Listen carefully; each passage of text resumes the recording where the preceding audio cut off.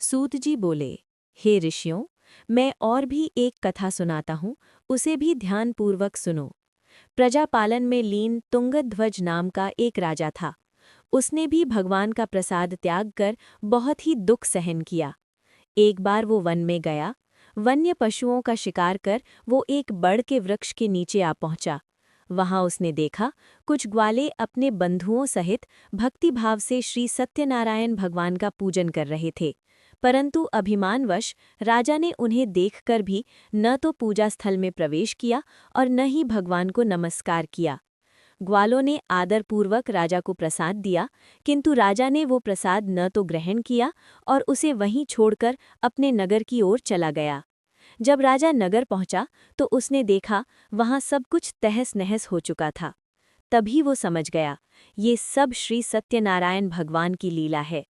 पश्चाताप से भरे हृदय के साथ वो पुनः ग्वालों के पास पहुंचा, विधि विधान से पूजा की और श्रद्धापूर्वक प्रसाद ग्रहण किया। तत्पश्चात श्री सत्यनारायण भगवान की कृपा से उसका राज्य पुनः पहले जैसा हो गया।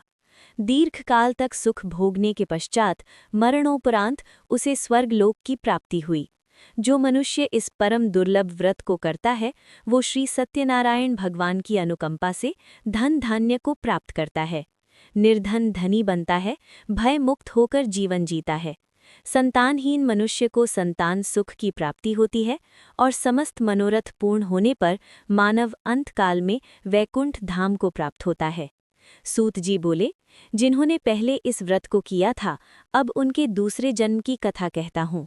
वृद्ध शतानंद ब्राह्मण अगले जन्म में सुदामा बने और मोक्ष को प्राप्त हुए।